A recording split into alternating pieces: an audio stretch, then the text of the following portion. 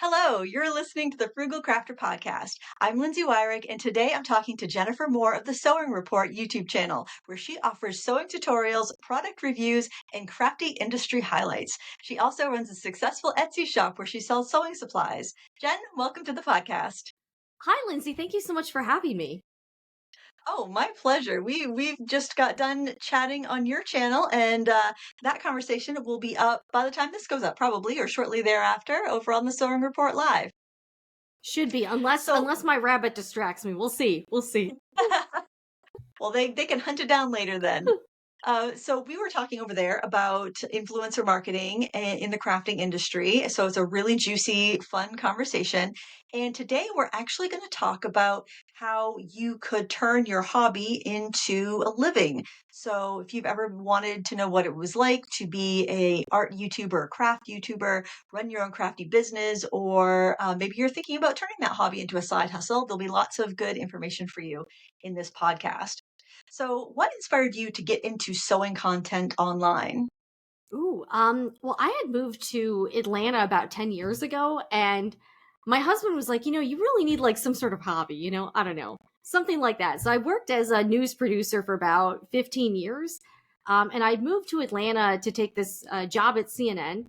And my husband actually stayed behind to like fix up the house to sell it. So I was alone in Atlanta. So in my off time, I wanted something, something to do, something that like wasn't Netflix. And I started cruising eBay for these for vintage sewing machines. I started looking at these sewing blogs, and I thought, hey, this looks like something I might be able to do. It looks cool. I did some sewing as a kid, made some Barbie clothes, and I took home ec, and I had fun with it. But I think one thing that a lot of younger people can be dissuaded by is sometimes if you remember the home ec days or like sewing on your mom's old sewing machine, sometimes the sewing machines can be very finicky to use. And I think that can put people off because we had a sewing machine when I was a kid and it was just not easy to use. So I started cruising eBay for these vintage sewing machines. I ended up getting one. I got this like old Singer. It was in really nice shape. But like a lot of people who are aspiring sewists, it was like sitting in a corner for 6 months and I didn't do anything with it. So I'm going to be upfront about that. I got the sewing machine and I just like, it was almost like you get like, it's almost like you just get like analysis paralysis. You read all the blogs, but you don't know where to start. And I think vintage machines, they are wonderful, but they also can be like a little bit, they're simple, but they're also a little bit intimidating to use. So I let the sewing machine sit for a while. Then my husband was like up at the apartment I had, and he's like, all right, well, let's just take this out of the box. And he actually figured out how to use it. So my husband actually likes sewing as well. So he figured out he also taught me how to cook. So I don't know if maybe this is embarrassing, but all of the domestic stuff I know how to do now was taught to me by my husband. So he took the sewing machine out and he got it running, and he actually showed me how to use it. And if I don't say that, he's going to be mad for not giving him the credit. So I need to do that. So I started sewing, and we both kind of made some small things. We made like some quilts together, and I had a lot of fun. And I got out of like, this was back in the time that blogging was a bit more popular, and you and I both have broadcasting backgrounds. So I'd been sewing for a while, and I thought I would start like a blog. So I started a blog. But then I was like, I should probably do like a YouTube channel too. So I started a YouTube channel about 8 years ago. And at first, well, we had another YouTube channel, and then I decided to just do a sewing based one. So I was thinking of a name, so I came up with Sewing Report. And then I just started sharing some of the sewing projects, and it kind of went from there. And I was doing that, while I was working a regular job, and I really enjoyed doing the videos. And it took a while for the channel to take off or get any sort of traction. And then you also kind of have to like figure out what kind of videos will hit. Like, cause I think you probably can relate to this. At first, you're making these random videos and, nobody watches them, and it's fine. The first few videos you make are not going to be much to write home about. And then you might have one video that starts to actually get people watching. And for me, that's really fun. I've always loved making videos. I was that nerdy kid that was always like making like home movies or like writing my own. Like I wrote like I would write my own like fake sitcoms. And then my best friend and I, when we were children, we would kind of act out our own infomercials. I don't know if that's weird, but we would make infomercial type. We weren't even filming this. I think we were just like, that was just like the way we played. So we would make infomercials at our house, in our basement or something. So I feel like having a YouTube channel was just merging a lot of things together that I've always liked. So that's kind of how the channel started. Oh, that's such a fun story. How do you think your content's changed since you first started? What was it, 2016? 2016, yep. At first, I was doing, and actually, I still make some of the same content. So I started out just kind of, they were more vlogs. And then I found that a lot of the videos for me that resonated a lot with an audience were videos about sewing machines. So like how-to videos or, a lot of the videos that have done the best are, and I think there's a real lack of this type of content, is how to kind of get the machine out of the box and then because people can be a little confused about that, like if you've never sewn before, you're like, what do I do with this thing? And then how do I get it working well? So I try to highlight my own, I'm not like an expert or anything. I don't try to build myself as a teacher, but I try to show people how I've done different projects or, like how to use a walking foot on a sewing machine or how to thread this machine. Because I do think it's very simple videos like that are needed online. I think a lot of the sewing machine manufacturers really lack a lot of that how-to content. So those have been some of the more popular videos. Is just, I think the most popular video is about the Brother PE800 embroidery machine. And this video took a long time to make. It was just how to get the machine out of the box, get it running, get the tension right, and then how to actually stitch something out. And then I kind of broke it up, like, here's how you wind a bobbin, here's how you thread the needle, because it's, crazy, but a lot of people, if you've never sewn before, you don't know what you don't know. So I think Mhm. people find the videos kind of relatable. I'm not like, and I almost think they like it better that I'm not an expert because I'm like a regular person doing it, and, I screw things up too, and I'm not perfect, but I do think kind of more relatable sewing content uh, is doing pretty well right now.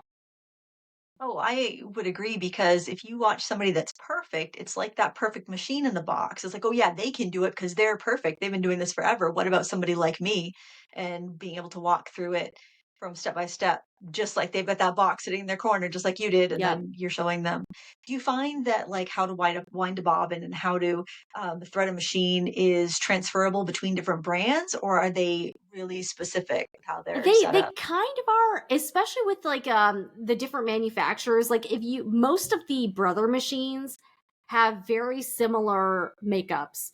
So if I thread one Brother machine, it's fairly transferable to any of the other machines within that sort of range. Like Brother has like entry level machines, and then they've got more mid tier. Then they've got the high end ones that are like $20,000.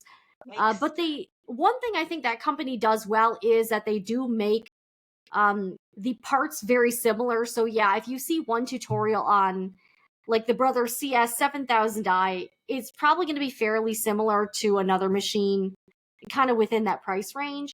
So I do Mhm. think that can be helpful, and I think most brands are like that. Like the Genomes are like that. Again, I do think the vintage ones can be a little bit tricky for people. And I think they're a little bit, in my opinion, I think they're wonderful machines and they are simple and they're easier to fix.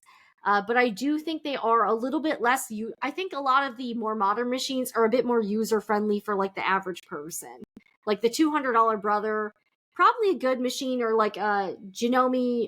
I've heard some hit or miss things about Singer machines, the modern ones. So I don't know about those. But for a lot of for a lot of these different manufacturers, if you're kind of new and you get a machine that retails for about $300, it'll probably serve you pretty well, at least until you're maybe ready to upgrade later on. Oh, that's good to know.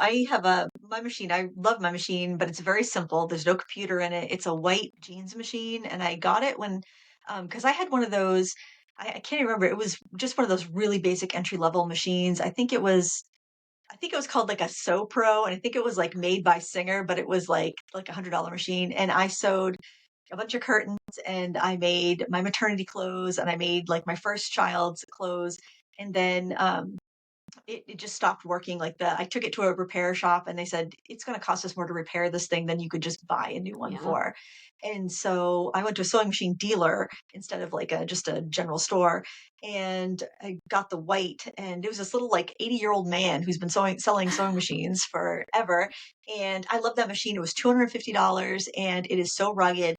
And my one of my daughters sews on it a lot, and then so I wanted to get her a sewing machine, and I don't think white is in business anymore, so I got her a Singer Heavy Duty because it was laid out almost exactly like the white machine, and it actually had a 25-year warranty with it. I couldn't believe it. So that's working out pretty well for her. So hopefully that's one of the hit singers and not one of Yeah, the miss that singers. But the Singer heavy duties do get, I'm curious about that one, and that's one that I might buy to try out because it does have very good reviews. Some mm, people have said it's not quite heavy duty, but for like regular stuff it's pretty good. I am kind of curious about that one because people have very strong opinions about Singer machines, especially like the newer ones. Like I get a lot of comments like all the new Singers are garbage, and I'm kind of curious to find out for myself, are they? Like, are they good or are they not? I don't know. So I, that I is one that's on my radar. I learned on a Singer. My mother had a Singer Slant-O-Matic, and that's how what I learned to sew on when I was like, I don't know, 10 or 12. And I liked that because I, it had you could move the needle position. So for some reason, I find that so much easier than putting a different presser foot on to be able to move the needle Mm. position all the way to the right or all the way to the left. My machine doesn't have that, but I love that feature. And I was bummed, but I have to say I like the bobbins that aren't the drop-in kind. I like the Mm. kind that go in the metal thing and then you put it in the ones that go into the shuttle. I find those bobbins to be just more reliable or something. I think my daughter's Singer has a drop-in bobbin though. I'm not sure. Yeah, Anyway, I don't know that much about sewing. I know what you're saying, and I do feel like the ones with the drop-in bobbins with like the plastic like Yeah, case, I find that the bobbins tend to jump out a bit. Like yeah. like it'll just like if you run into like a snag or like if the thread gets jammed, the bobbin case will like jump out, and then everything kind of goes sideways, and you end up having to try to like put everything back and then rethread everything, and it can be kind of, yeah, but I see what you're saying. Yeah, the ones are like there's like I think a side loading or like a front loading, and those also you don't have to take the project out to, like, you don't have to take everything Take the out. tray out Yeah, and yeah. it's a little more easier, and actually I have an industrial Juki with that feature, and it is really, that's actually my like more daily driver at this point, just because even though it's super heavy and industrial, I find it's just comfortable to sew on, and it's definitely not like a regular domestic machine, but I actually really like it. It only does like a straight stitch, and I actually find I just use that one the most now. Yeah. So going back to your videos, do you find that aside from like the basic setup of machine tutorials, do you find like your project tutorials or your reviews or what types of content are doing the best on your channel? Hmm. The review, some of the reviews I've done have, I did one on this Brother Skitch embroider machine recently. And that one actually did pretty well because it was like kind of brutally honest. And there were a lot of people had some strong opinions about it. So I think that one did pretty well. So here's the thing about the video. I don't know if you found this for your channel, because a lot of the videos I put out are sort of evergreen videos, they don't take off right away. So Hmm. if I have a video that does well, it's like 4 years after, and it's not usually like right away. I don't know. Have you found that too? With some things, yeah, especially if it's like holiday crafts, like Christmas crafts, like how to make a Christmas wreath, how to make string ball ornaments, how to make a paper bow, stuff like that. Well, every Christmas it comes around Mm. and gets really popular again. And I think because I get a pri like the most of my views, honestly, they're usually from YouTube search and Mm. not from YouTube recommendations. So I think it's just because those are topics that people are looking for. So probably like how to sew baby booties would be, Yeah. that'd be something that would bring your channel Yeah, I into did. people's like the first time they I see do it have a anyway. couple. The project videos that tend to do better for me are there's this one basically it's like 5 tutorials in one video. It's like baby projects, and I sewed like 5 different things. The video took me like 3 weeks to edit, so it was a very large time investment. And for some reason, that one just is like one of the more popular ones. I'm not exactly sure why, but in the thumbnail, there's like you see the 5 different things, and I forgot. I think it's called like just called like sewing baby projects or something like that. But and I was not expecting that one to do. Plus, I don't even have kids, so that is kind of funny too. And I think I even said that in the video. I'm like, I don't have any children, but I'm gonna make some baby stuff for a friend, and I made it all for like a friend. So that ended up, but it is kind of funny because sometimes you'll spend a lot of time on the video and you really don't. You're kind of taking a gamble every time. Like if you spend a Mhm. lot of time on something and it doesn't do well, it's kind of disappointing. But in a lot of the situations I've been in where I spent way more time editing, it actually did pay off because the videos did pretty well. But they don't tend to do well right away. Like it'll be like a year later, 2 years later. My husband has a video on his channel that's like a how-to, and it got no views for like the first year, and now it's a 1 million view video. But it literally Wow. got like crickets the whole like nobody watched it the first year. So I almost feel like YouTube, once they find the audience for the video, then it's kind of off to the races. But it might take a while. I've had a few videos that there's one where I was like showing how I made a quilt or something. And that one was sort of the same thing where it got like no views for a very long time. And then all of a sudden it was like YouTube liked it and started recommending it to people. I don't know, but I think that one has over 200,000 views, but the first year it was like nothing. So I don't Wow. tend to judge the video performance on like what happens right away. Like I just kind of know like it's almost like you're just investing into the channel at that point because you're not going to get an immediate return on investment for most of Mm. my videos. Now I did start like a second channel called Sewing Report Live where I do like topical videos. Those are more like on the front end. So I find like Mm. on the regular channel, the videos are like it's like you're more loading up on the back end, but on the Sewing Report Live channel where it's more like timely topics, all the views are front loaded. So like all the views will come within the first week or so, and then kind of after that they'll kind of trail off. So I'm kind of doing both right now. I don't know, it's pretty interesting. I know I like the YouTube analytics stuff and kind of trying to figure out the algorithm and then like kind of tracking how the video performs. I just find Mm. it really interesting.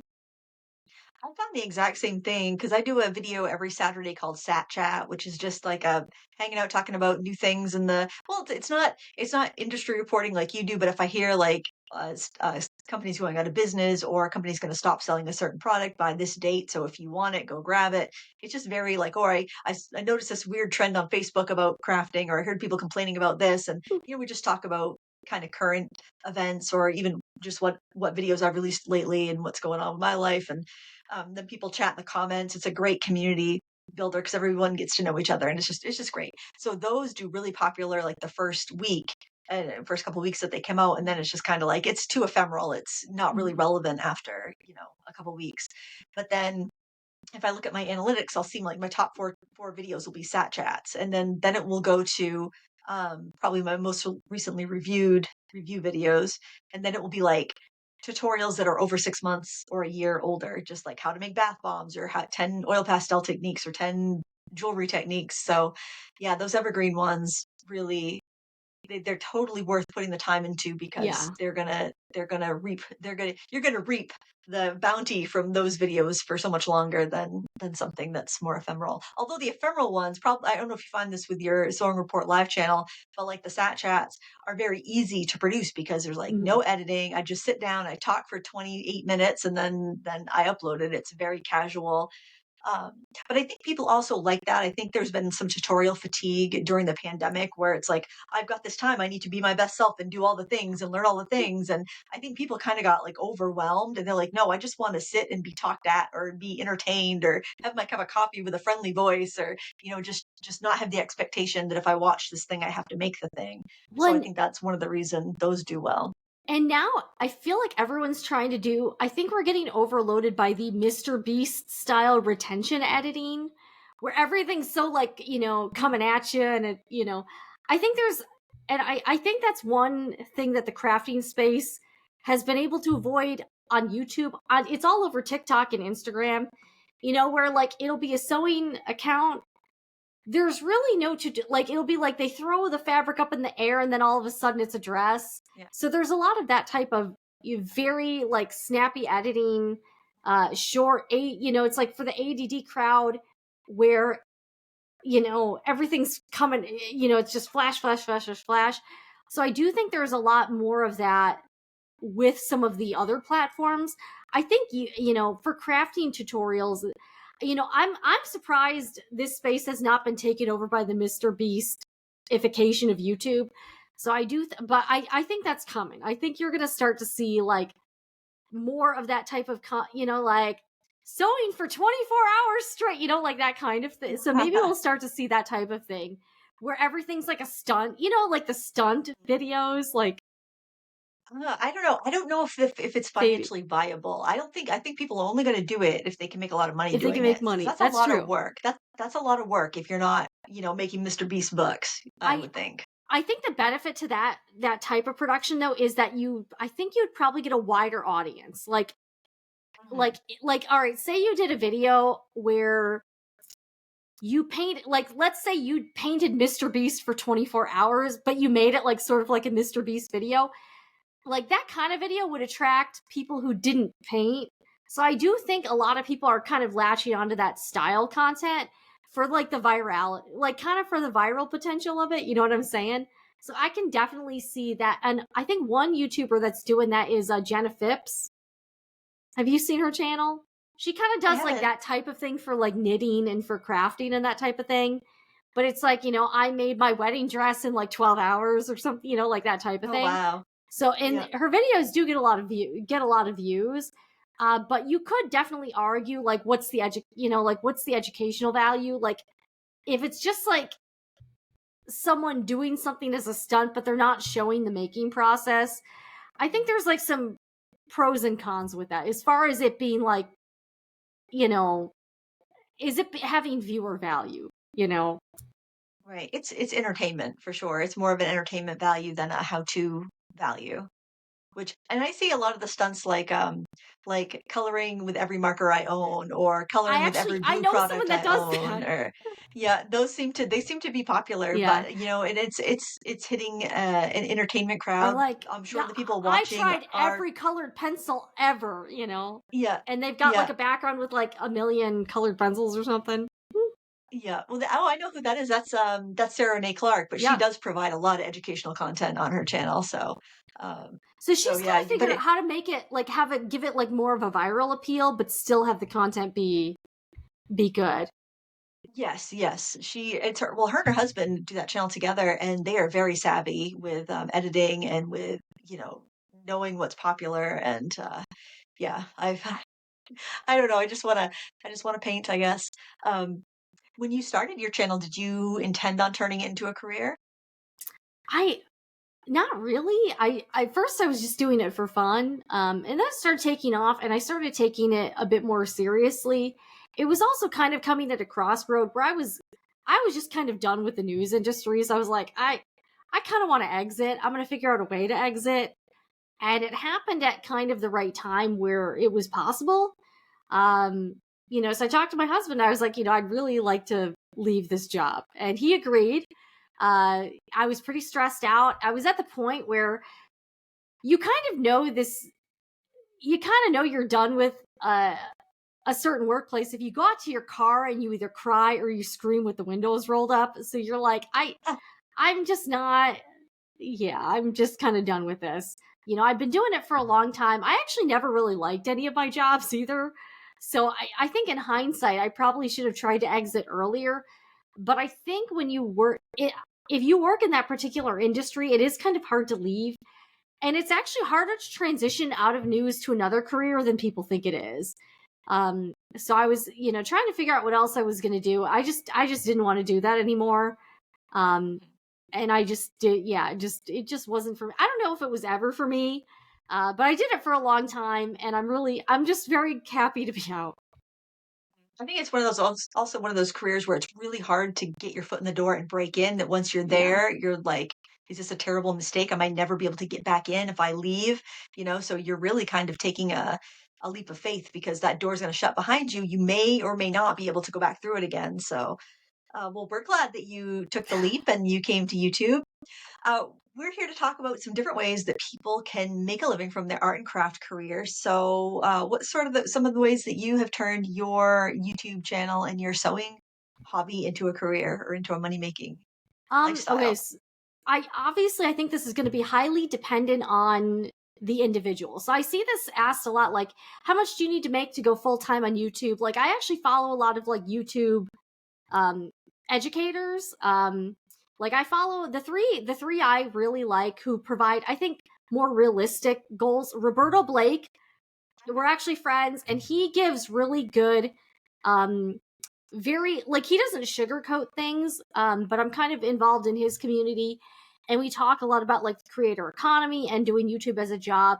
And you see it asked all the time, like, how do I go full time with YouTube? But it's going to be different for everyone, so it really depends. Like, I live in a pretty low cost area. I don't have children. I am in a dual income household, so that helps. And one of the reasons that I was able to go full time with YouTube is that we paid off our student loans.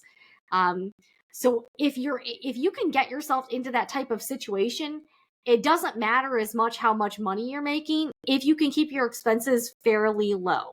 Like, we don't really go on vacation. Like, honestly, I feel like my life is pretty good as is. So I don't need to like escape my life because I enjoy my life. Um, so at first, when I went full time, I actually wasn't making that much. I was maybe making like $800 a month or something. Like, it wasn't that much money, and I only had about 8,000 subscribers. But because, again, I was in this situation and our expenses were rather low, um, I didn't need to make that much money to do it. So I started out, and I was like, "Yeah, we're gonna do this." And my husband was very supportive. So I again, I was, yeah, that's not a lot. So to most people, they probably couldn't go full time on YouTube with like $800 a month. But the other thing I saw was that if I could invest more time in doing this, my income will grow, and it actually has. I'm not making tons of. I would consider myself more like middle class YouTube. But I make enough to keep doing this, and I also know that I'm investing in building my own brand that I actually own and control. So I think that's one benefit to going to doing your own thing and being self-employed, is that if you make more money, you get to keep all of it, and it feels like you're putting your effort into something that will pay off in the end. So I think that's one reason why I really like being self-employed compared to working like a regular job. And the other thing is that, like, yeah, there's always going to be more ways to generate. I honestly think if you're an artist or if you're a creative, building your own personal brand has all the upside and no downside. And I see a lot of people who are artists, who are creatives, who don't do that. And the phrase "starving artist" comes from somewhere. But I see a lot of people who aren't really taking advantage of all of the social media opportunities. And I know it's tough, but there still are a ton of ways that you can build your name. And again, even if you're just trying to get clients or something, if you've got a brand that people know and you have a following, that's going to translate into more money somehow. So I do think that's something that, like, and I'm sure you probably see this. I see a lot of Etsy sellers on Reddit, and they're like, "I hate doing social media. Can you do Etsy without social media?" And you always get people in the replies like, "Oh yeah, I don't do any social media and I do just fine." Now look, I think if you hate social media, I get it. But I also think the people who aren't doing social media, could their business be better if they did social media? Maybe. So you could skip social media and still do Etsy or sell things, but how much more opportunity could you have or more income if you actually did try social media? So when you're on Etsy, you're getting a lot of traffic from, do you think you're getting more traffic from Etsy or more traffic from like the plugs that you do by sponsoring your own live streams and whatnot? Right now, it's actually about half and half. So here's what I've noticed. I've noticed a very similar correlation with Etsy and YouTube. You know how like in Etsy on YouTube, at first like you get crickets, and then it's almost like a snowball effect with YouTube. I feel like I'm experiencing the same thing with Etsy. Like the first year, the shop didn't really make a lot of money, and it was mostly me driving the traffic. But I'm on probably year 3 or 4 of Etsy, and I've noticed Etsy is actually doing more work for me now than it was back then. So at first, like I was probably bringing like 80% of the traffic, and now it's about half and half. And every year since the Etsy shop has been open, the sales have increased. So I do think that it just takes time. But again, I could have just relied on Etsy and tried that, but I mean, why not use your social media to plug something you're doing? And I actually one of the things that I do share is that probably for about 4 years, like so from probably like 2018 to 2022, I actually, besides doing my own YouTube channels and stuff, I actually did some freelance work for another professional in our area, and I built her channel too. So that is another thing. Again, it depends on your skill set, but you can also do some other freelance work to kind of supplement what you're doing, while you're growing your social media, while you're growing your YouTube. And this person was a professional who sold very high. It was a real estate channel. And this channel was not like this channel had about 25,000 subscribers when we parted ways. But because she was selling herself on the channel, it really did. She was making some very good money from the YouTube promotion. I can say that for a fact. Like most of her clients were coming from YouTube. So if you're using YouTube to promote your own business, you can make a lot more money than just from being a YouTuber. Yeah, because it takes a long time for those ads to really roll in because you're paid something like for every 1,000 views, you're paid anywhere between like $5 and $20 for 1,000 views. So you can see how it would be much easier to take those 1,000 views and promote something that you're doing or that Yeah. you make or that you sell. And that's going to bring in way more money than the ads on that 1,000 No, views. So, absolutely. And yeah. and again, if you're selling like yeah, again, like if you're like a real estate agent or if you're selling like your own product, again, you're going to get a much higher you know, ad rate if you're promoting your own stuff. And the other thing is that she wasn't even like we weren't hard selling or anything. She was just sharing information about like the area and stuff.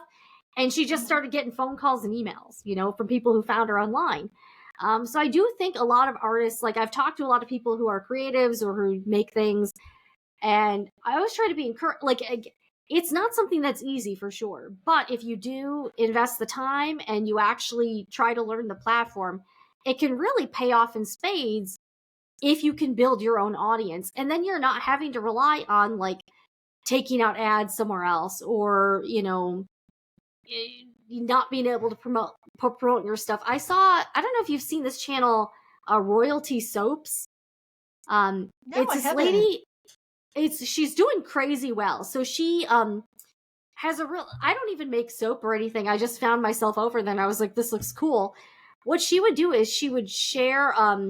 She would show herself making really cool looking soaps, and then she would also be selling those soaps as like a limited drop.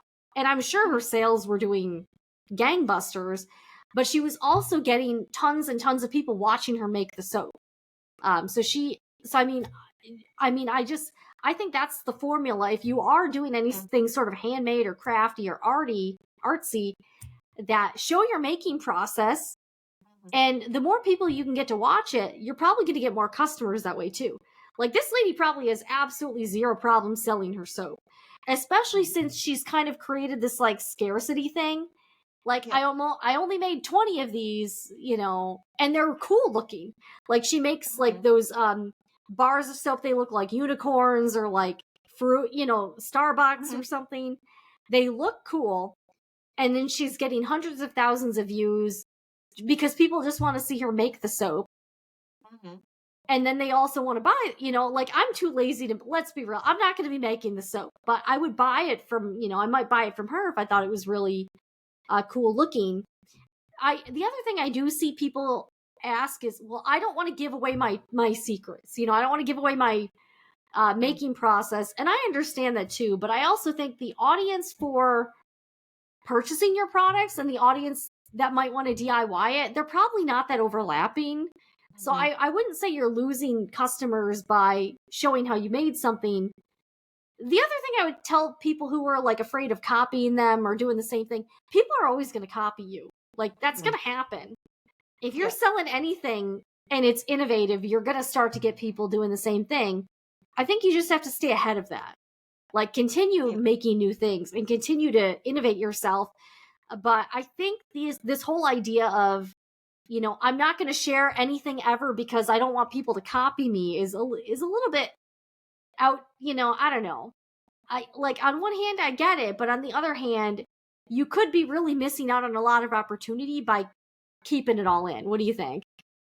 Oh, I totally agree. I think the more you share, the more you get new ideas. The more you share your ideas, Yeah. the more ideas come to you.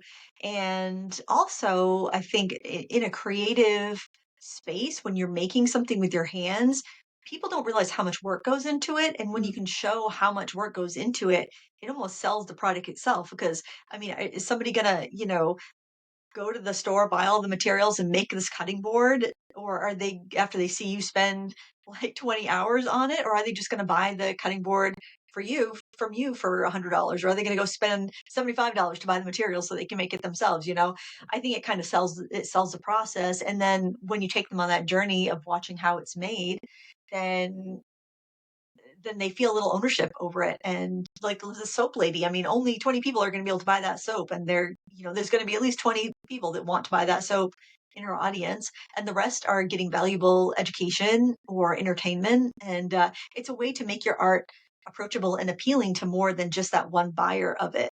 Because if I had to make a living from sales of my art, I would be a starving artist because it's sales are so infrequent, and the price that you can get for the art would not be enough to sustain you. But when you can put it out to the world, and you can, people can watch it, and then you can enjoy some of the ad revenue, or maybe people say, hey, I really like that, I'm gonna try it too, and I'm gonna buy the supplies she used, and they use maybe your affiliate links. Or maybe they're like, I really like this lady, I want to take a full class from her, and they Yep. buy a class. I mean, there's three different ways right there, just by sharing your process with the world. You're making more money than you would just by selling that painting one time. And then there's also licensing. Like if you have a really great design, you could put it either on your own products, or you could license it out to another company that put it on notebooks or cards, or whatever they might need artwork for. So when you're looking at as being an artist and having something that's just a one of a kind object that you can sell one time, to something that you can put in a digital format, whether it be a tutorial uh, or a digital file that can be licensed, you just magnify your potential for earnings. So Yeah. I think it's worth sharing. Exactly. And it also highlights the importance of of strong branding. Even if other people are copying you, if you're the one with the brand, people are still going to buy from you. Like Mhm. there are knockoffs of a lot of things, but a lot of these, it's not really a problem for a lot of these big established brands because people still want the brand name. Like UGG boots or, certain designer brands, there are knockoffs all over the place. They still have no problem selling products because people want the original. So if you can establish yourself in some way as being you and having your own brand, even if people copy you, if you have a strong, that's why you need to have a strong enough brand that people still want to buy it from you. Mm. Yeah, especially art, because you're obviously connecting with that artist if you want to buy that art, unless you're buying it and you don't know the artist. But I don't think that's very common nowadays. Usually, if someone's shelling out money for art, they know who they're buying from, and that's the reason why they want it. Yeah, and a So lot you of have the these. Oh, oh, and go I was ahead. gonna say a lot of these artists who are killing it on social media, like again, I think they're definitely not starving. Like they're doing a lot of these artists are doing pretty well. So if that's something you can figure out and grow an audience for, you don't have to be a struggling artist. I think in 2024 there's so many opportunities with selling yourself online and marketing yourself that there's really no reason you have to be a struggling artist. Yeah, not at all. So you started an Etsy shop. How come you went with Etsy Oh, rather than doing your own website where you have such a following already? all right. So here's the backstory. I've been an Amazon affiliate for quite a long time, and again, I think you and I are both Amazon affiliates. I've noticed over the years I'm getting the vibe that Amazon is slowly trying to sort of push out the affiliates or like the influencers by continuing to lower the commission rate. So when I started doing Amazon affiliates, again, it's easy and I like it because, you can, you know, a lot of the stuff we purchase, a lot of goods are available on Amazon, so it's pretty easy and people are comfortable with the platform. Uh, but when I first started doing Amazon affiliates, the commission rate was much better than it is now. So I'm just getting the sense that Amazon is going to keep doing that more and more over time. And it's probably not going to be like a significant source of income. To put this into perspective, I make a lot less with Amazon affiliates now than I did even like 6 years ago, and I had a much smaller following back then. So it's interesting to see. So when they kept lowering the commission rate, I was like 3%, 2%, 1%. I was like, I wonder if I can start selling something directly, products I like. So I had been friendly with someone who ended up working for a distributor for sewing and quilting products. And we were kind of chatting and she's like, hey, I could probably get you set up with like a wholesale account. And I was like, so I kind of was like, I didn't even realize that was an option. So I was able to do that. So I kind of had to re-register. I kind of changed this is actually like a small bit. What I do here is actually like an LLC. So I worked with an accountant to get the business structure changed, and he kind of got me set up with like the business side of things. But I decided, I was like, well, I might, instead of getting 3% from Amazon, I could probably get a much better split for myself if I sell things directly. Plus, the other thing that I like about selling directly is that you don't have control over what's in the Amazon store. So, like you've probably run into this yourself. A product you linked 2 years ago might be unavailable now, and that's going to be frustrating for your audience if they click on your link and it's not there anymore. So, at least if I'm if I have my own Etsy, if I have my own online storefront, I can make sure that the inventory is there and I have control over the inventory so that my audience isn't going there after I've just, they just saw a video and they find that they can't, it's not there anymore. So I actually looked into doing an e-commerce shop on my own website versus Etsy. The reason I decided to go with Etsy, I understand there are some downsides and you're still kind of like, it's like rented land. I get that. The big reason I decided to go with Etsy was that they handle all of the state's sales tax for you. Oh, And yeah. that's something that people don't understand. And that's the thing, every state has different rules for if you sell over a certain amount of product, you are required by law to collect sales tax in that state. Also, some states have it where there's no threshold. You just have to collect sales tax for the state. And when I looked into doing my own e-commerce site on thesewingreport.com, the costs, especially since I wasn't selling a lot of stuff to begin with, the monthly, there's still a lot of monthly costs if you're doing your own e-commerce website. I just figured the convenience factor with Etsy was worth the fees. And I still believe that to this day. Also, Etsy as a platform, right now, Etsy is bringing 50% of the traffic.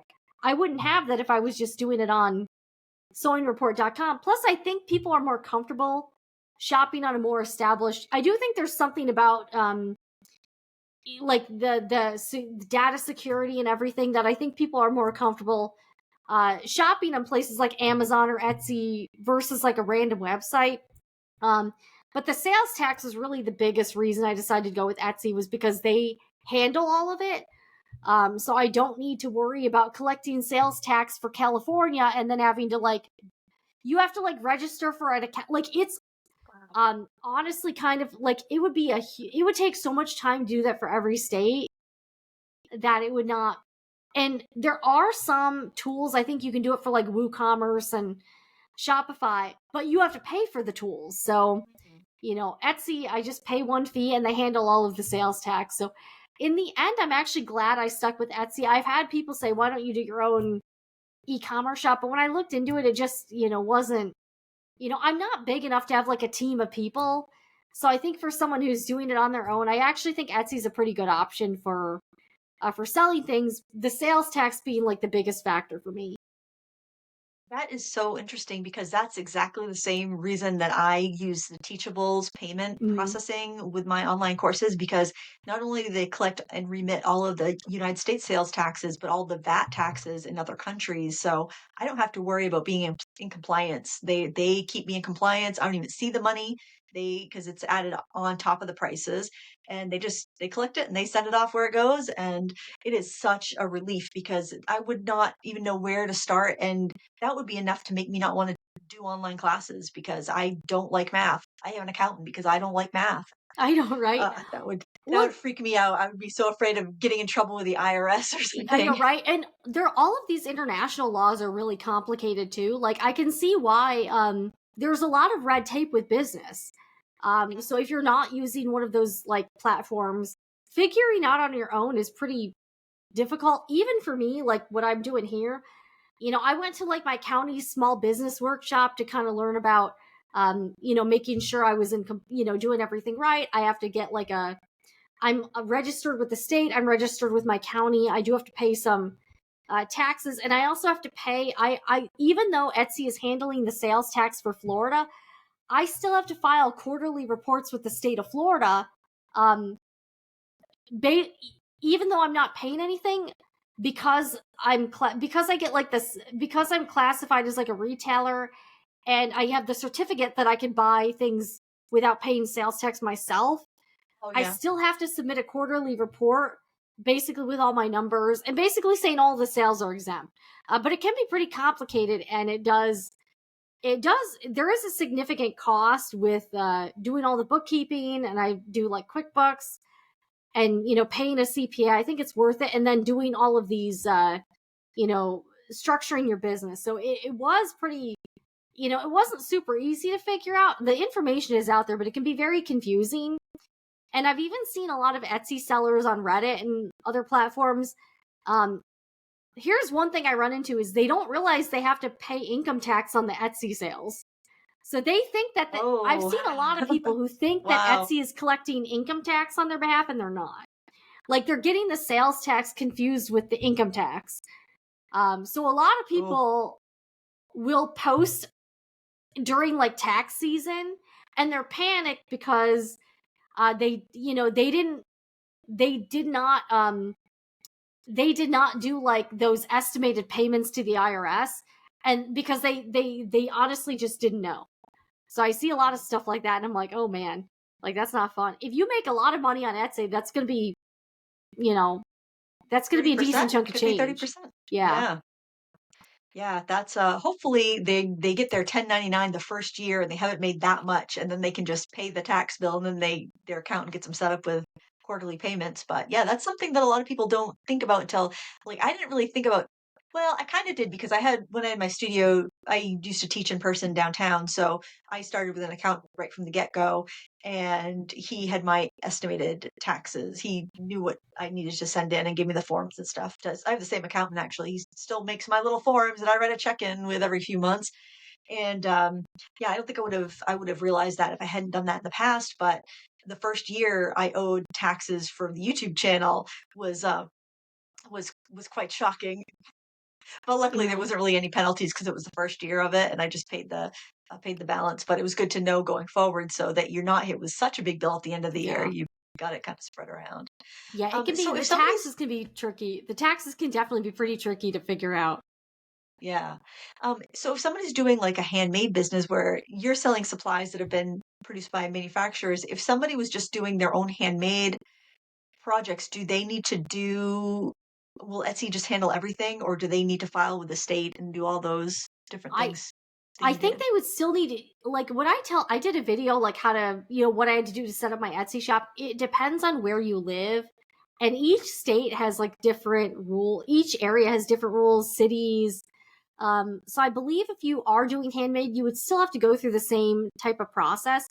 One benefit though is if you are making things to sell, you can actually purchase some supplies and not pay sales tax yourself if you're charging sales tax at on your finished product. The other benefit is that you might be able to get some supplies wholesale if you make, if you do enough. I think one benefit to having an Etsy shop is now I can buy everything I need, like for myself, at wholesale prices. So that is kind of a good benefit. Because the distributor I work with, I don't have to buy like mass quantities of stuff. I can get like 2 or 4, or like even 1 of something. So I can purchase things from the Etsy shop, and then I can also I can actually purchase things I want for myself. I do have to pay sales and use tax on them though. So if you're purchasing something wholesale and you use it for yourself, in my state of Florida, you're supposed to be paying sales tax on it. So that's why another reason why I have to file those quarterly reports is so that I will pay sales tax on the items. It can be kind of complicated, but you have to pay. I have to pay sales tax on the things I bought if I'm not selling them. So that can be kind of interesting too. Mhm. There's actually a YouTube CPA that I really like called Not Your Dad CPA, and he Mhm. actually has really good information about taxes and about like business structure. So he's someone good. And Small Business Sarah is another really good, because she has an Etsy shop and she's also a bookkeeper. So she has a lot of resources for Etsy sellers that I would recommend. They're very easy to understand. And I actually have done collaborations with both of those people, and they answered a lot of really like good basic questions about like bookkeeping and taxes in particular, because those are 2 areas that are like, yeah, not they can be kind of tough.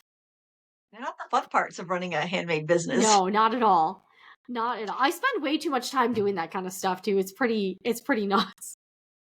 Well, I think that's something that a lot of people don't understand is that when you start working in your creative field, you have less time to create than you do when it's a hobby. I know. So that's something people should really consider if they're thinking about quitting their job to do their passion full time. They may have less time to actually create than they did before when they had that stable paycheck and they were crafting or painting on the weekends. So yeah, you definitely wanna think that one through because it can be hard, especially when you're starting out. It's a lot harder to make a living working for Yeah, yourself.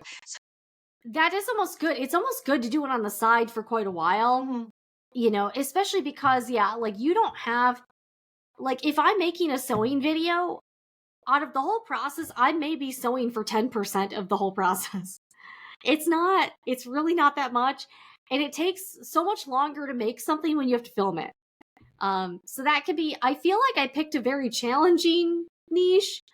That's another reason why I do like doing the live channel, is because they are the the production level is a lot easier for me. But I also think that type of content is important. So mhm, it kind of fulfills my, you know, my like desire to do newsy type stuff, but like in another way. Um, mhm. but also kind of separate and do the sewing content in the main channel.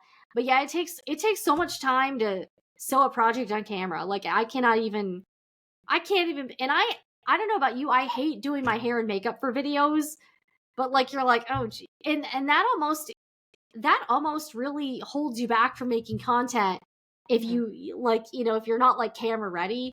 So that's another thing Right. that's definitely kind of a pain point for me. Yeah, I am the same because this does not happen every I know. day. This takes effort. Believe it or not, it takes effort.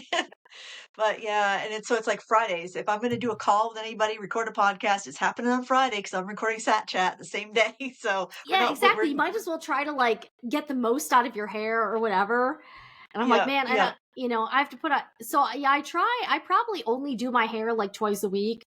And then I maybe put on makeup maybe twice a week, depending on, But yeah, if I'm doing something, I'll probably try to do something else to try to get like because if you're gonna spend 2 hours doing your hair and makeup, you don't want to have to do that I don't know. Like, I would not be able to do that every day. If I had to, I No, don't know. I don't spend 2 hours on a good Yeah. day. I think it's a Yeah. 30 minutes, 30 minutes.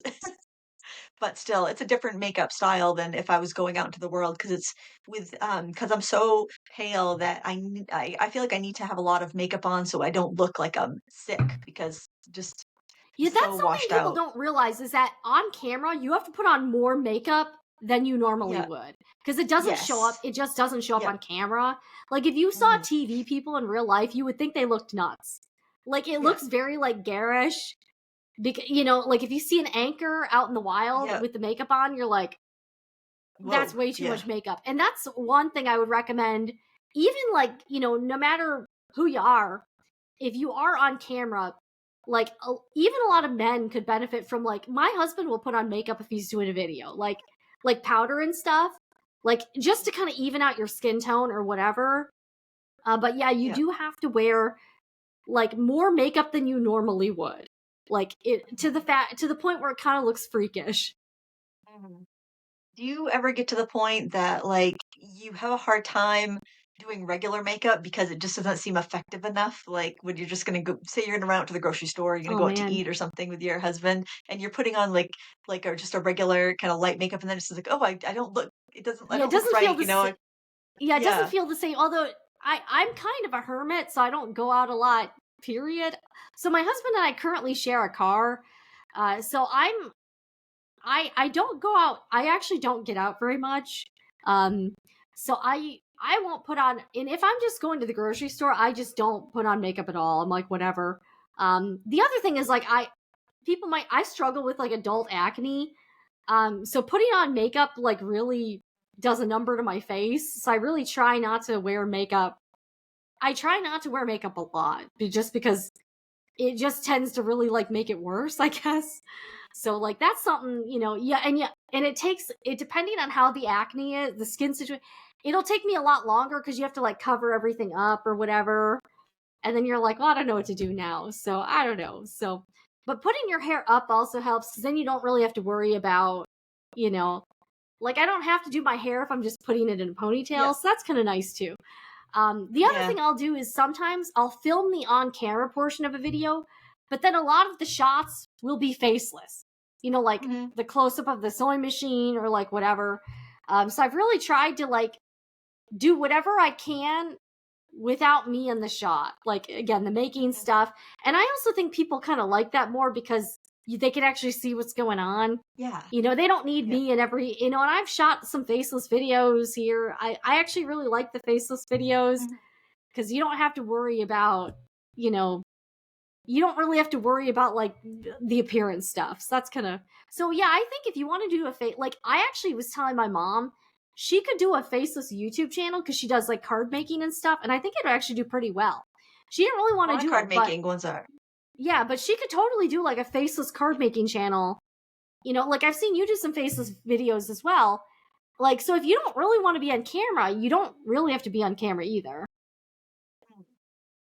Yeah, I find it's way less of a production. For one, I don't have to put my camera on the tripod, I don't have to do makeup, and as soon as I have an idea that I'm excited about, I don't have to, "Oh, wait, I gotta put makeup on." I can just, like, jump in and Yeah. start working on it. So I'd say, like, the only videos that I do with face on camera are Sat Chats, Sit the chats. podcast, and if, but you mentioned brother earlier. I have a brother scan and cut, and I'm not very techy, but I love that machine because I'll stamp out whatever I want using like rubber stamps, and then I put it in the machine. It cuts out around it perfectly, and people were asking about it, and it's like, look, I'm not a tech person, but I'll show you how I use it. It will do a lot more, but this is all I do with it, and so I had to be like in the video for that, in the camera for that.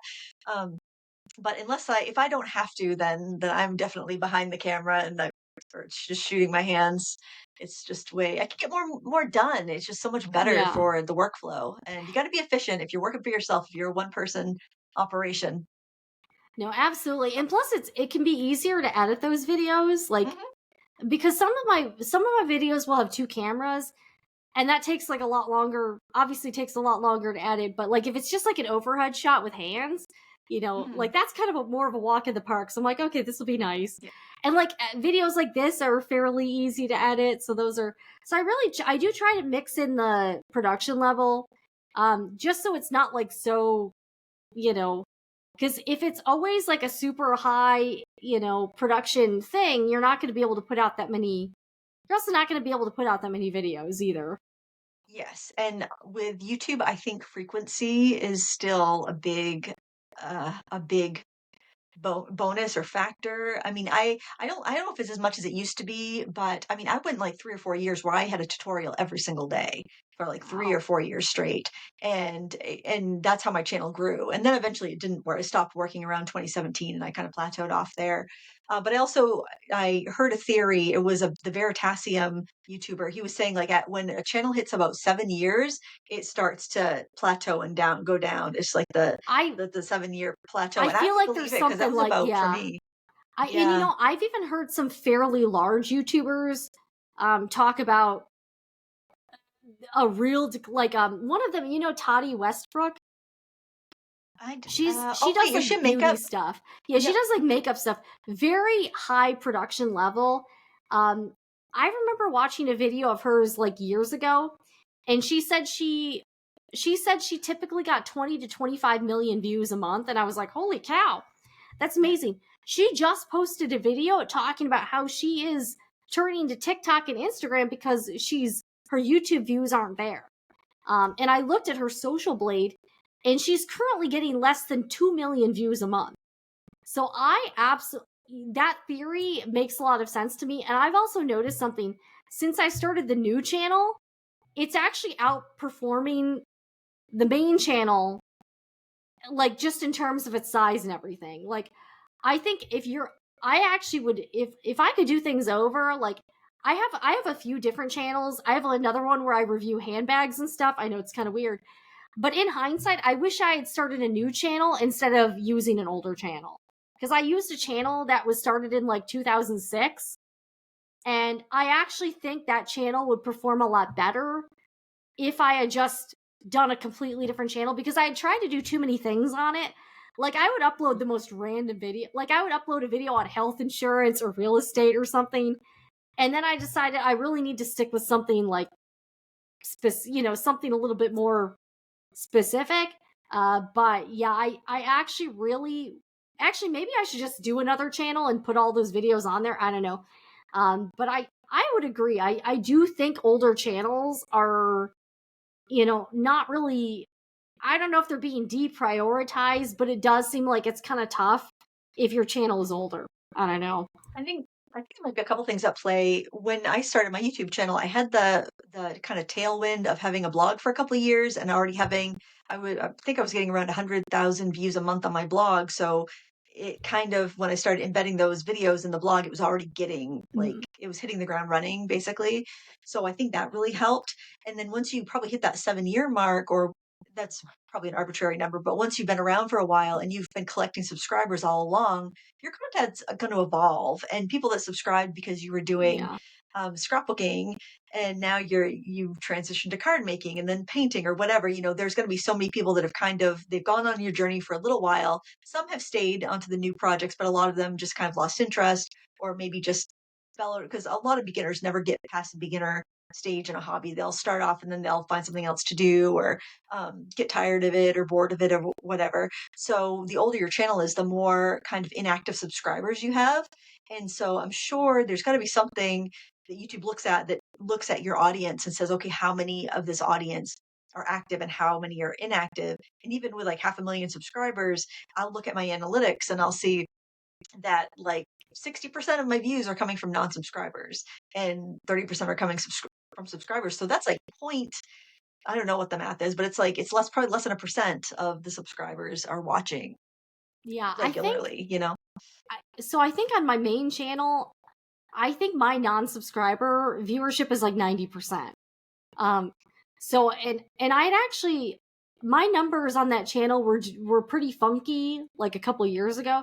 So I actually did pay for a consultation with somebody who worked at YouTube for a long time. And he actually provided some really helpful insight as to what I was doing wrong. And he actually recommended that I do a second channel for live. He basically said you cannot do live streams on this channel and do like edited sewing tutorials. And what he told me is, you need to make videos for the audience that watched your other videos. So that makes a lot of sense. Like if you're like a beauty channel and all of a sudden you transition to true crime or something, it makes a lot of sense that, those subscribers that subbed for the beauty videos, a lot of them aren't going to want to watch videos on a completely different topic.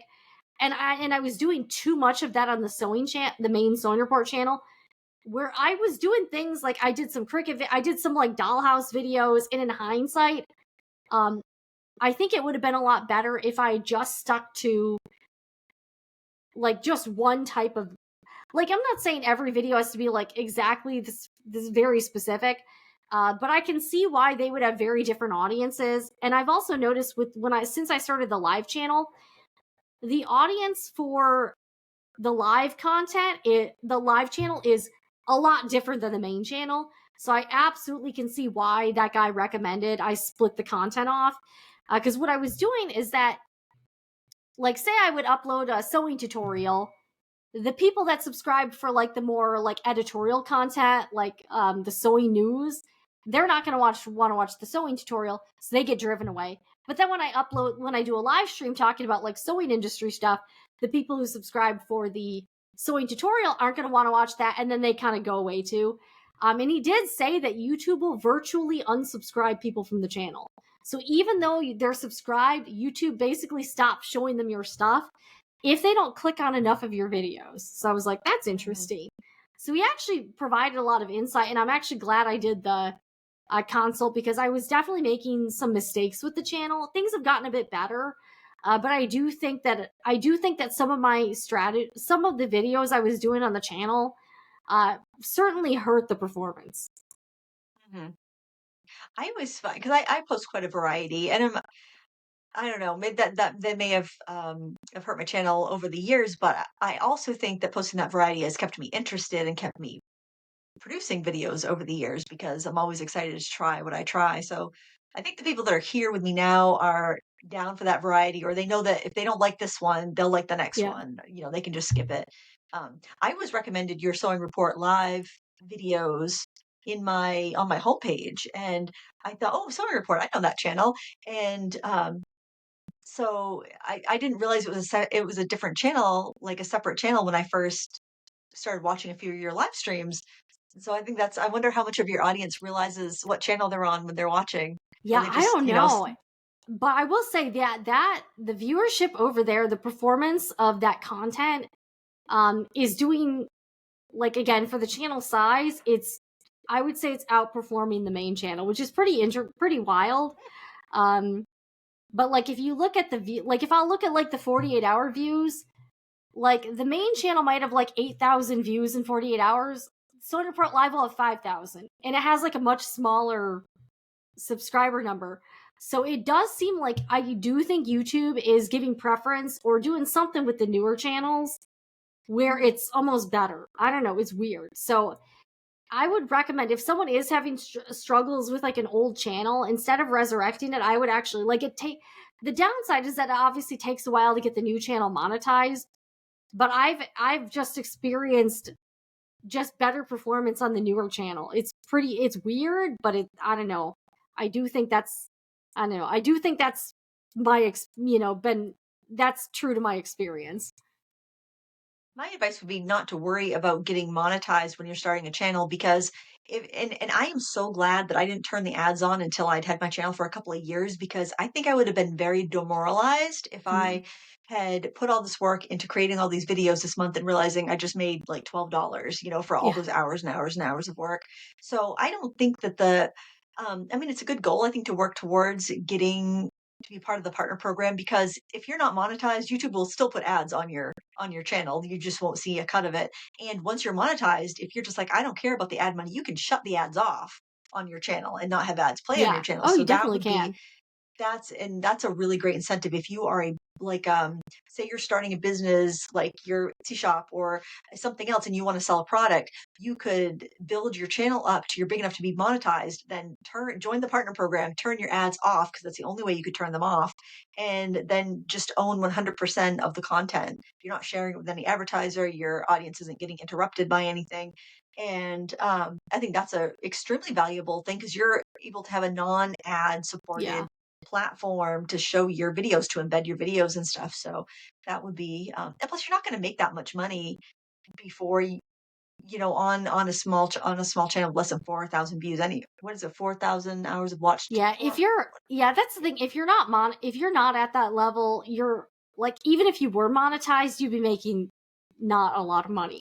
So that is a good thing to keep in mind. Like, you really have to be, it, and you really don't make any money on the YouTube Shorts either. Like, you have to get like billions of views on YouTube Shorts. The CPM on the YouTube Shorts is like comically low. So I haven't really done a lot with YouTube Shorts. One, I'm just not as into like that vertical short content, Yeah. and you really like putting the effort into that for me hasn't really been much of a priority, I guess. I don't know, but like Mhm. the payout for the YouTube Shorts is like just ridiculously low.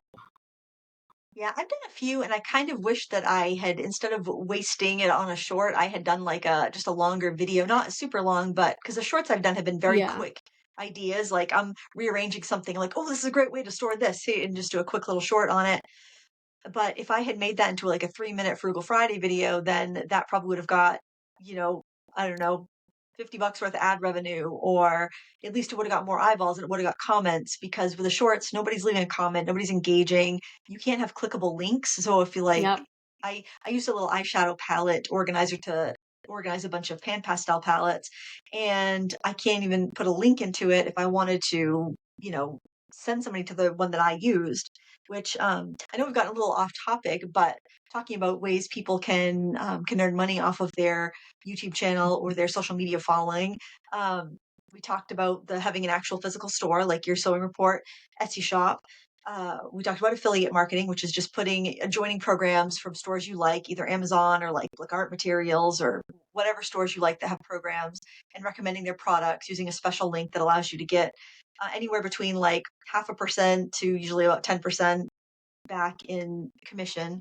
Um, let's see, we talked about ads. What else? What other ideas do you There have for small there are businesses? two things with YouTube specifically that I think are Mhm. pretty interesting. YouTube is really ramping up the YouTube shopping program, and I think they're trying to compete with the Amazon affiliate program, um, by having, and I actually do find it helpful because you can link, like, again, I can link the products I'm using and it's right in the video. Also, the commission rates for the creators are better than Amazon. So I think that's kind of an interesting thing, and they do seem to be really pushing that particular program. And also, they've started something called YouTube courses. So creators on YouTube will be able to do their own courses within the platform, paid courses. And I think it's like a 70-30 split. So the creator gets 70 and then YouTube gets 30. That is pretty high. But I do think there's some benefit to the creator because you don't have to put any money up front.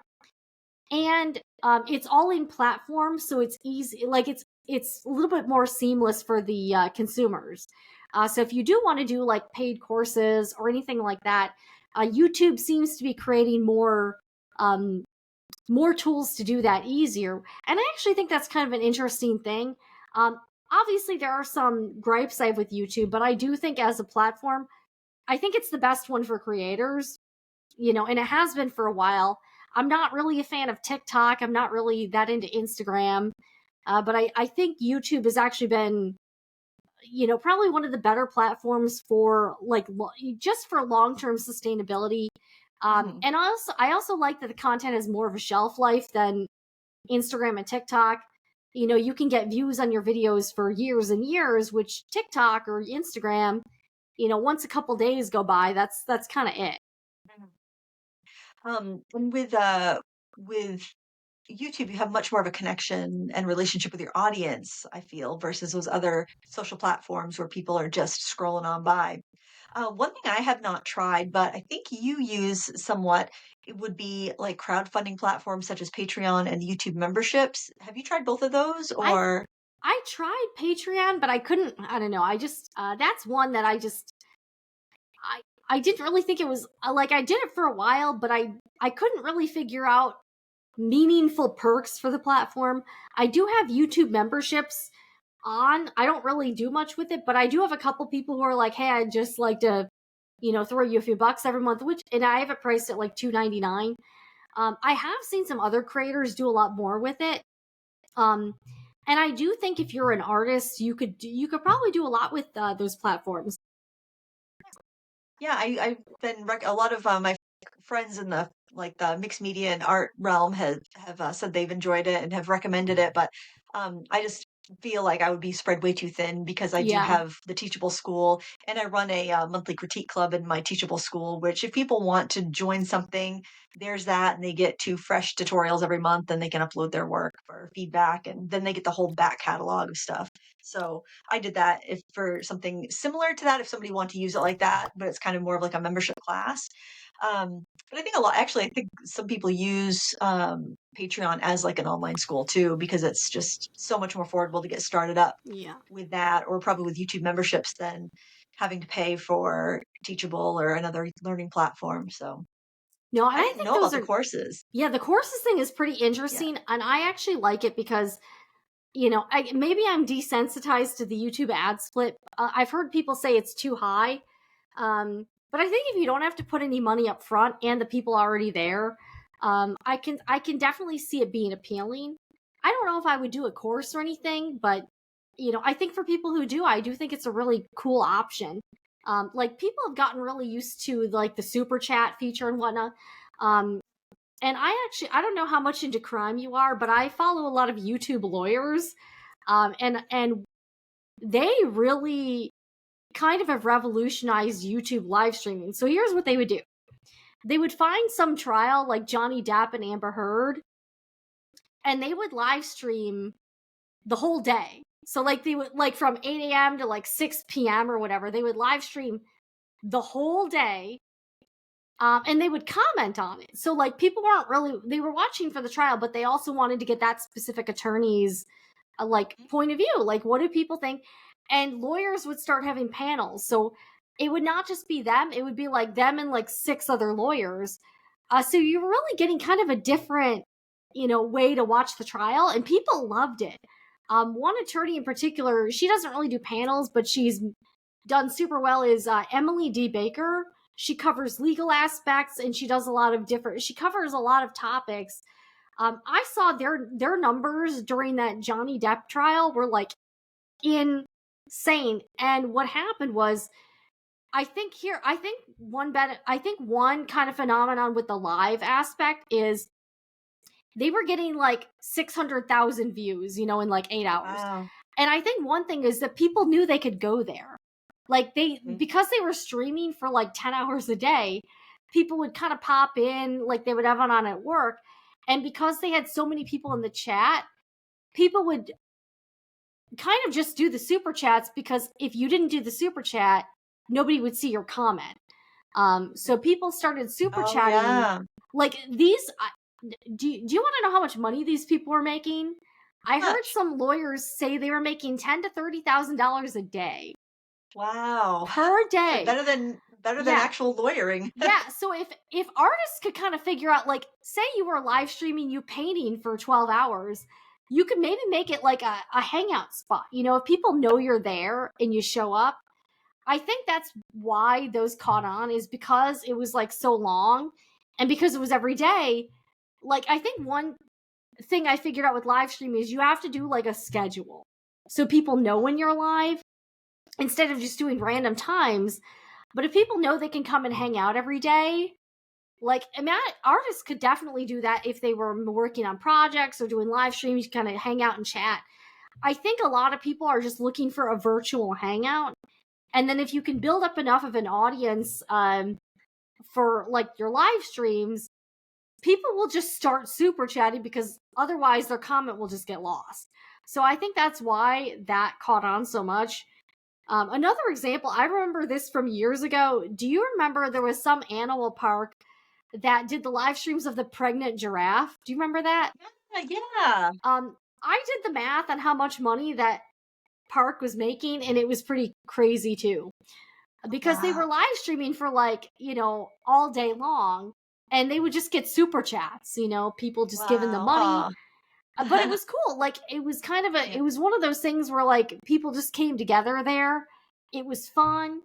They was anticipating something. So I do think there's a lot of opportunities for creatives with live streaming that I think are kind of untapped. Like, if you can kind of create that sort of buzz, know people, but I think the key is that you have to do it for a really long time and do it consistently.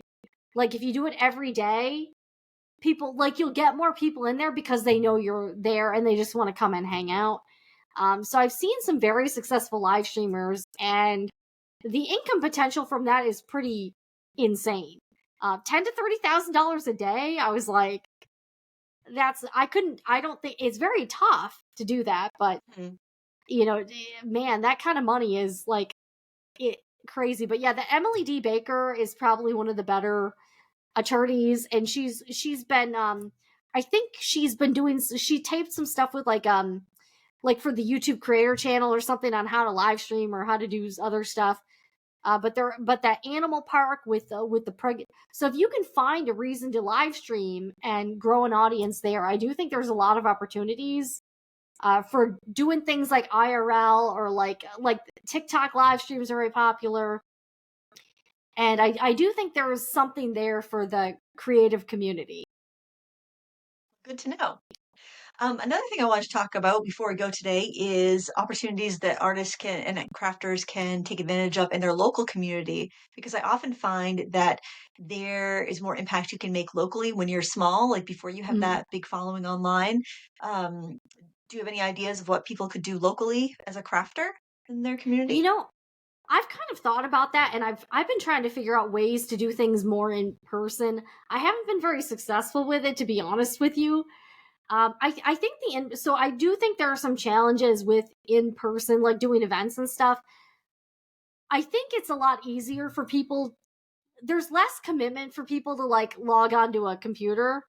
I do think it's kind of challenging to get people to go to things, and like we've seen this with retail stores, brick and mortar quilt shops. I I think if you're going to do in-person stuff or like doing anything locally, look, this might be kind of weird to say, but people do a lot of things for the gram. I think the creative community could really capitalize on that by making like kind of like cool in-person experiences that people will share on social media. Again, you've Mm. seen people will go to a restaurant to Instagram it because it looks cool. And I think that's something that like businesses like Joann's that just filed for bankruptcy, like I think that's one miss that the crafting industry and the art industry is missing, is a lot more experiences like that. Although there is one really good example. There is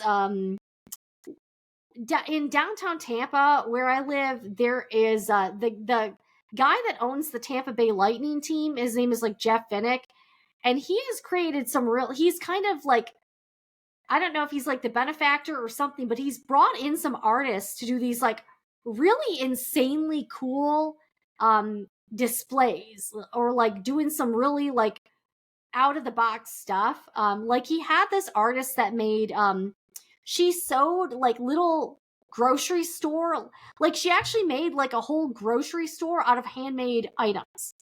Like, but they looked like grocery store items, like cans of tomatoes, produce, but it was like an art installation, and people came in person because they wanted to see it and because they wanted to photograph it and put it on Instagram. Right? I know that Aw. sounds crazy.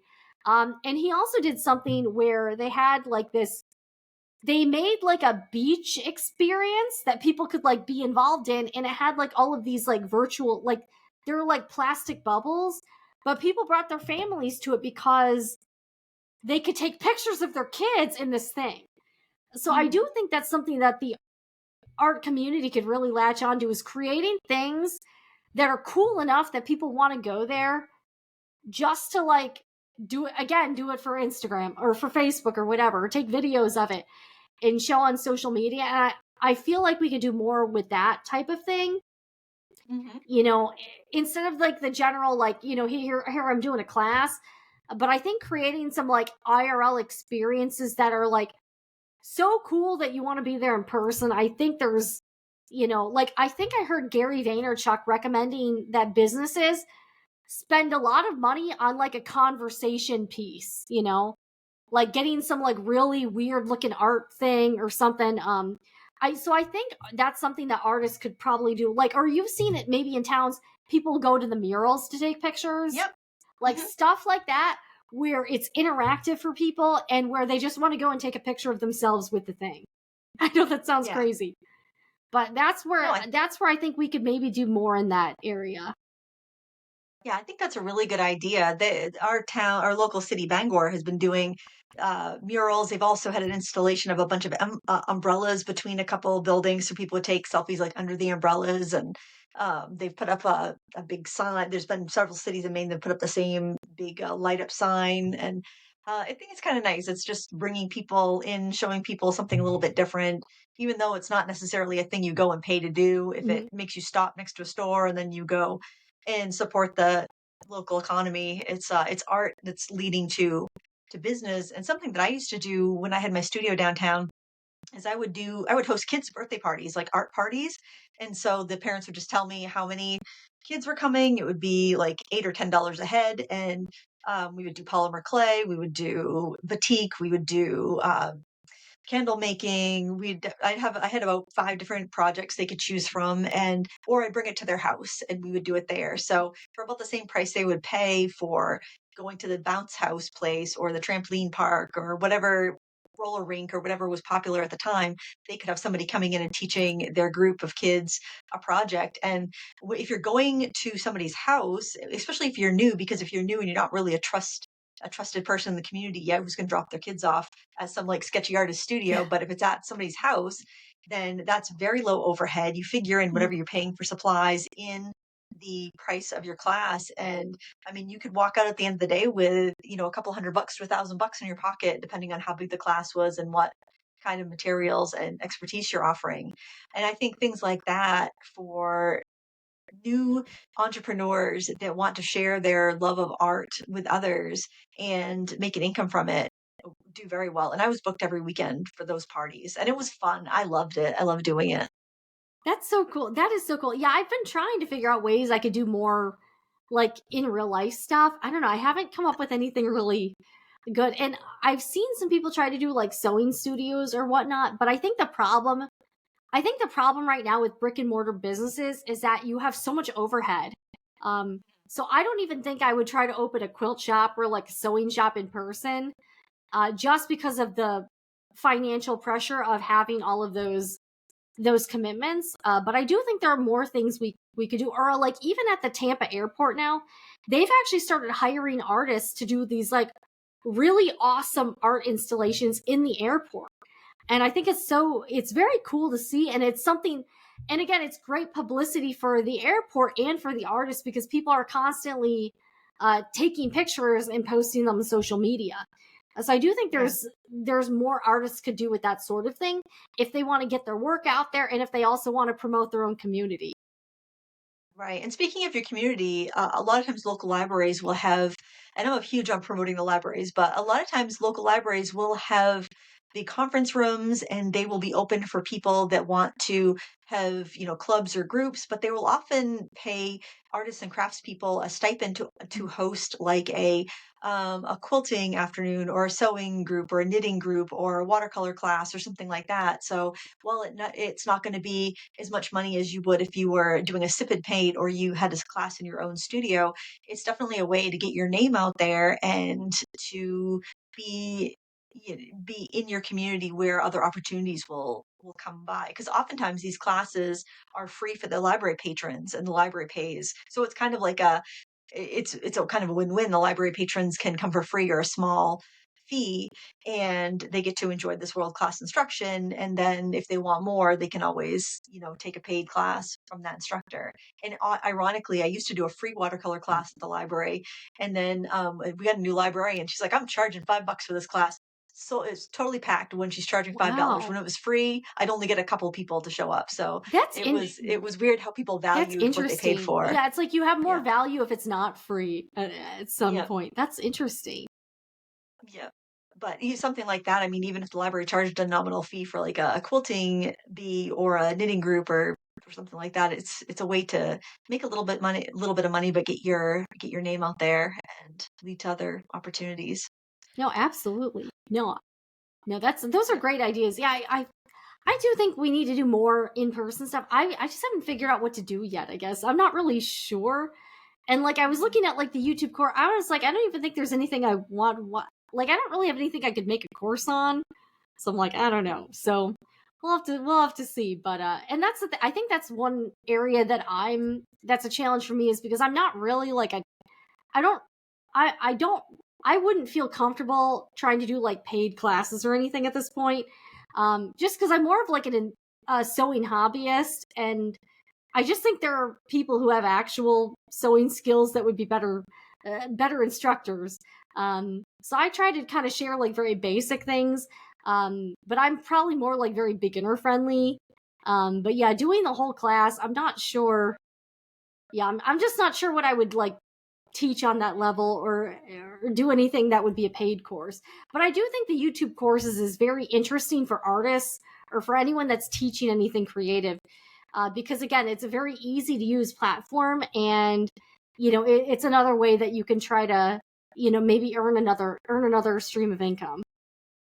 Do you know in like the YouTube courses, because like with Teachable, I can have all the videos for one project in one.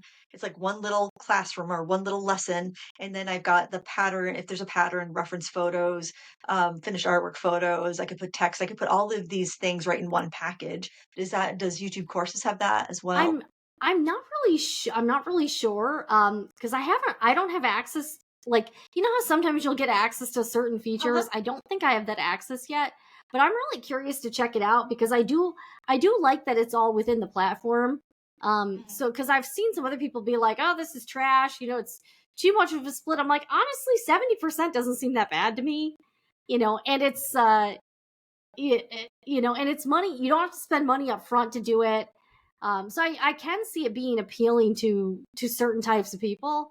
And I'm curious. I Yeah. do think one of YouTube's strength is continuing to add more features for the creators. Like I think we're going to get AB. We're supposed to get AB thumbnail testing. I supposedly this year. That would be cool. And you remember the old days where they didn't really have much in the way of analytics, and now they've got like YouTube shopping. So they are adding a lot of tools for creators to make more money, which I think is great. That's true. I saw the shopping thing, but I found that, and maybe it's just me being an idealist, but a lot of if I did find the art supply I was using in the YouTube shopping thing, it wasn't to like a store that sold art supplies. It would be to like overstock.com or Macy's or just these weird random websites, and the prices were outrageous. It's like, why would I link to this? So the only time I ever linked to it was when I saw the price was actually decent. Yeah. Um, because I was like, no, I'm not going to tell them to buy this for, Yeah, you do have to twice watch as out much for as what it them, would cost. because some of them you're like, this is really weird. Or like with the Mhm. sewing machines, I'll see they'll have like the sewing machine, but then they'll have a bunch of weird extras, and it's like way too so you have to kind of find like the product, like you kind of have to sift through the product links to find something that's like not weird. But they have been like I've noticed Walmart is selling a lot of sewing machines, and Target is even selling a lot of sewing machines directly. So I feel like those are pretty reputable. So I'm like, okay, these are reputable businesses, and they're not insane. So yeah, you You do have think to they're look through the third-party product links. sellers? They're not actually. Some of them They're are, not? but some of them are not. Like apparently Target is like selling some of It's these only things directly. Target? So I was like, okay.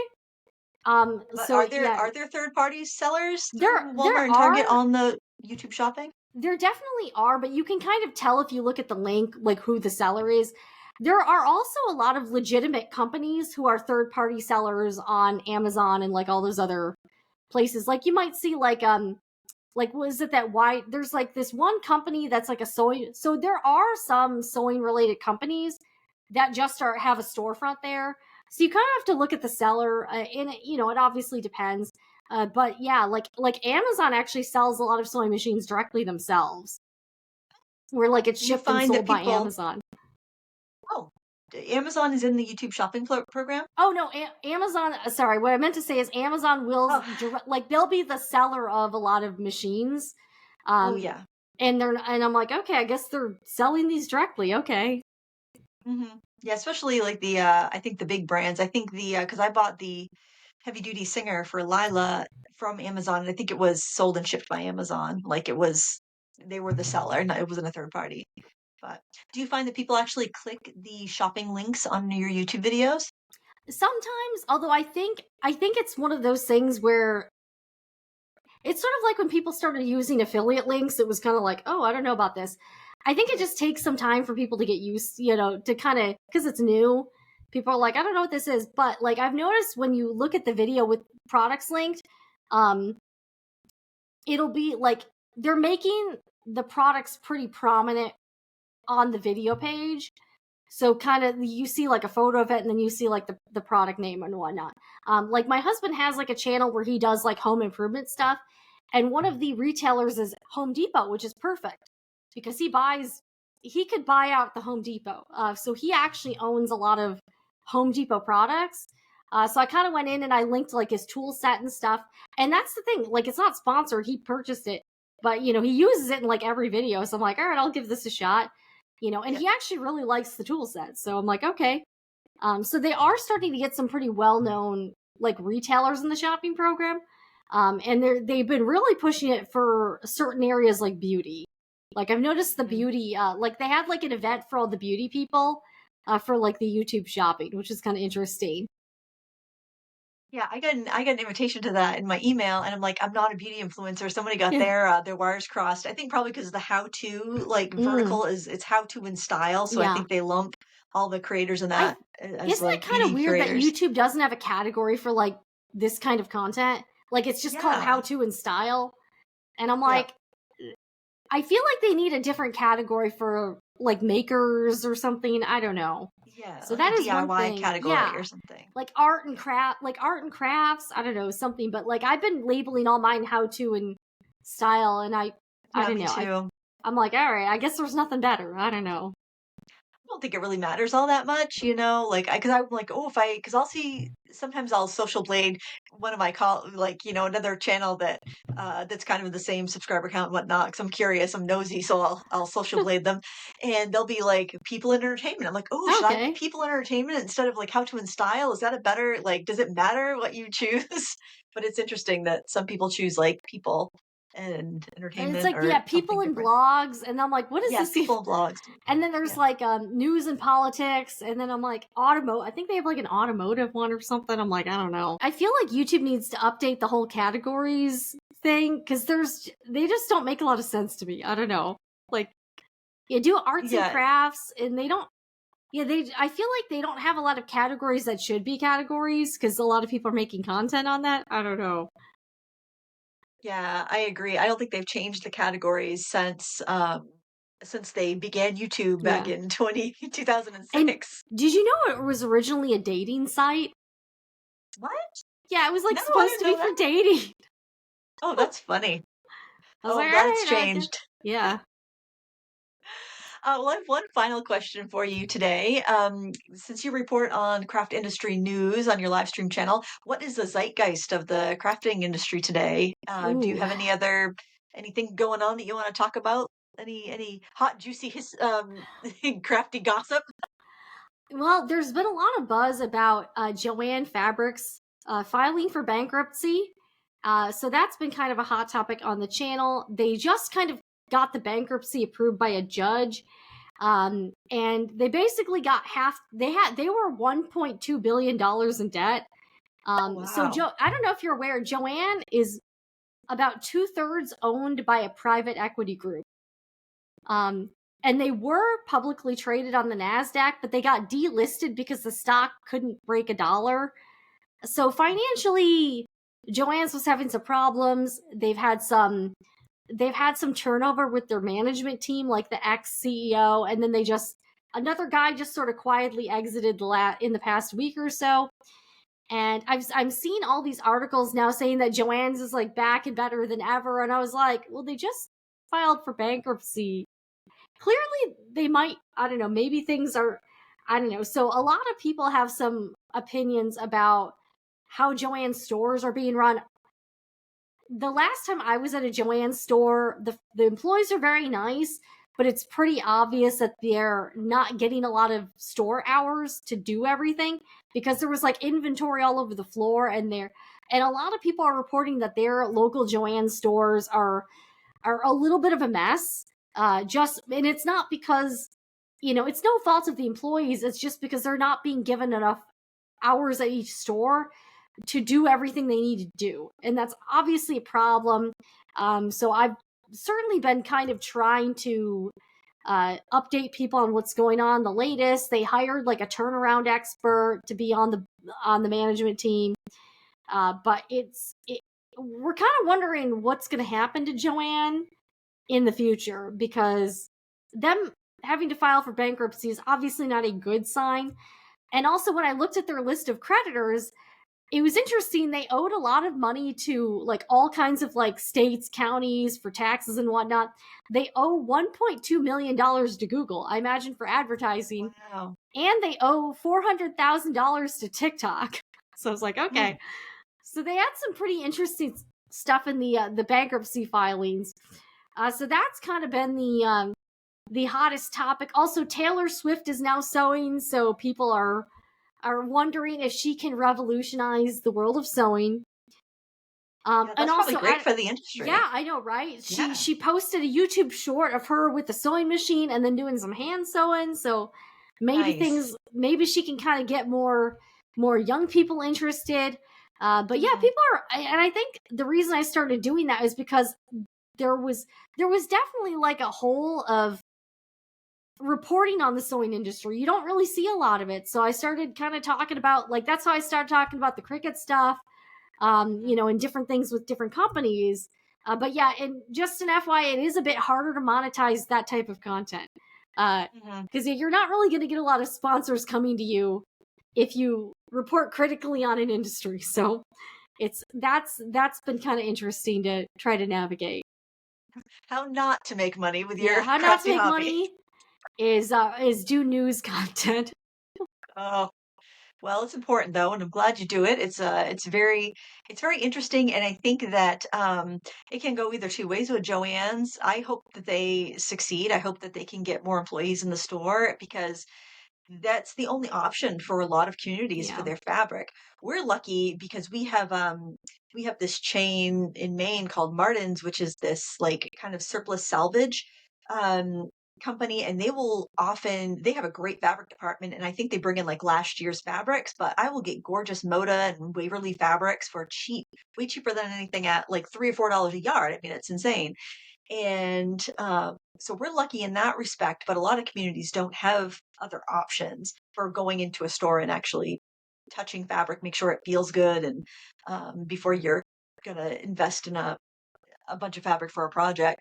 So hopefully they can pull it together, and maybe their ad campaign of "We're back and better than ever" will get people feeling positive, because it's so much about consumer sentiment. I think, if people feel like it's dying, then they're not going to want to go. But if people feel like it's on the upswing, then they'll, go and buy and feel confident about it. So just like the economy, if people are confident about it, then it'll be good. But if people are starting to worry, then even if the economy was fine, if people are not feeling fine about it, then it will go bad. So yeah, and I think we're going to see a crunch with a lot of industries, because things are a lot more expensive now, and people are kind of worried about money. I'm worried, my grocery bill has definitely gone up, and people just have less money for for hobbies or for things that aren't necessities. And I think that's going to reach a lot of different spaces. And I think one problem Joann's had was, I think they experienced some like artificially high sales during the pandemic, because people were home and they were trying to sew masks and do all, they had time for a hobby, and they had extra money. So I think one of the mistakes that chain made was thinking it was going to be like that forever, and it clearly wasn't. Because Joann's actually went public on the stock market again in 2021.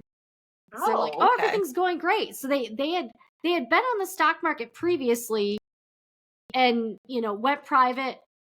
Then then the private equity group bought them, and then they kind of, they were doing such gangbuster numbers. They're like, let's go public again. And I was tracking the stock price, and it was like, it was like 15 cents or something. Oh, wow. Like, it was not good. It was not good. But it's also interesting because we're starting to see Michaels try to make some moves. So I'm curious to see what Michaels is doing. They've now have self-checkouts at Michaels. They said they're going to start selling more fabric and lower prices. And they're starting to do more in-person events like classes and stuff. So I'm curious to see what I'm very interested in Michael's strategy, because I think they're trying to like move in on Joann's. Well, we have a Michael's right down the road from Joann's. It's only been it opened up during the pandemic. And I think that would be great. And that's another avenue for viewers that are artists and craftspeople to teach at in-person places like Michael's or other stores if you have them in your area. I would love to see Michael's. I mean, not that I want them to gobble up Joann's, but because they sell more like a wider variety, like they have some fine art supplies. They don't have a lot, but they have some. And if they could lower the prices a bit and get a little more variety in, I see the big chains, at least in the crafting and art supply stuff that I tend to look at, they are going so much towards store brands and getting rid of the like the name brand fine art supplies. So it's kind of like if I can't get like the quality that I need, then even if I just need one tube of paint, if I can't get the quality that I need, then I'll just wait and order it. But if they can carry the name brand stuff in store and be a little more competitive on the prices, I think they could. It definitely would be a good time for them to bulk up. Do you think they're going to the store brand because that has a higher profit margin for them? Oh yeah, that's what because they can kind of produce it. They can get it manufactured themselves, and then they get more of a cut. Yeah, and I know that a lot of those products that the big box stores sell, because I see them on Amazon. I've been sent them from different brands under different labels, and you'd pay a quarter of the price on Amazon, just you paying their retail on Amazon for the same exact product, just with a different brand name on it than you'll pay at the big box store if it's regular price. So they can still make it 50% off, and still you're paying twice as much as you would pay. Yeah, everything's always 50% off. That's the thing that drives, like, I'm like, okay, this isn't really a sale at this point. Like, this is the regular price. Yeah. Oh, well, it has been a lovely afternoon. If you want to hear our conversation on product reviews and influencers and all of that stuff, you'll have to check out the Sewing Report live channel. It's going to be on the live or the main channel? The live channel, yeah. The live channel. Sewing Report live, and I will put a link to that in the video description. And where else can people find you? I am at, Sewing Report on YouTube, Sewing Report live. I'm Sewing Report on Instagram, and I am at sewingreport.com, sewingreport.etsy.com, and on TikTok, I do have Sewing Report, but I got locked out of that account, so I'm Sewing Room on TikTok, although who knows how long that'll be around, so I have no idea, but my main dig is YouTube. Wonderful. Well, we'll have all of those links in the show notes and in the video description on YouTube. I want to thank you so much for spending some of your day with us today. And until next time, happy crafting. Bye.